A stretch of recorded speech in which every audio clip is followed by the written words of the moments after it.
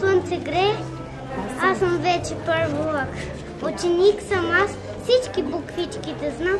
Щом започвам първи клас, значи съм вече голям.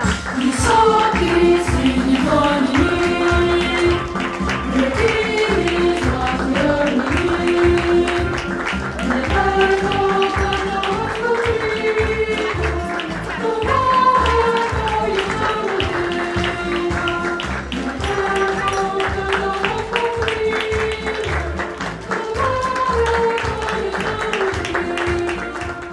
именно на родителите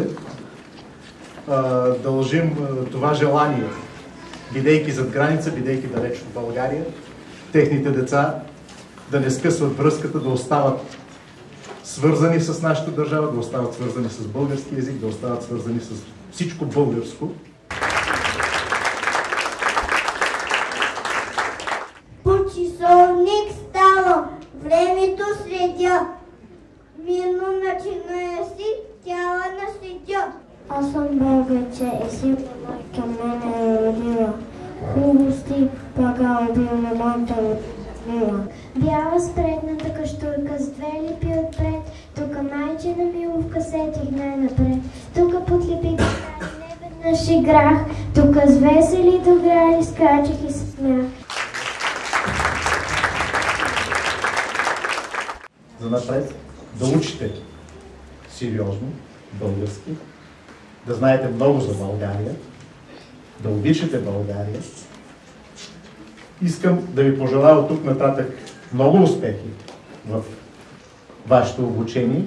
Честит първи учебен ден на всички деца от нашия лондонски български хор. Дано да ви върви по вода, както навън вали дъжда. И много да озреете за тази една година, която ви предстои.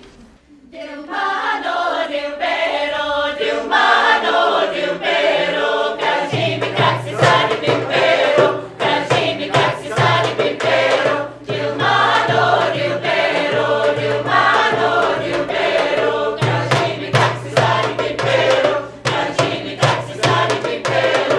Малече готини.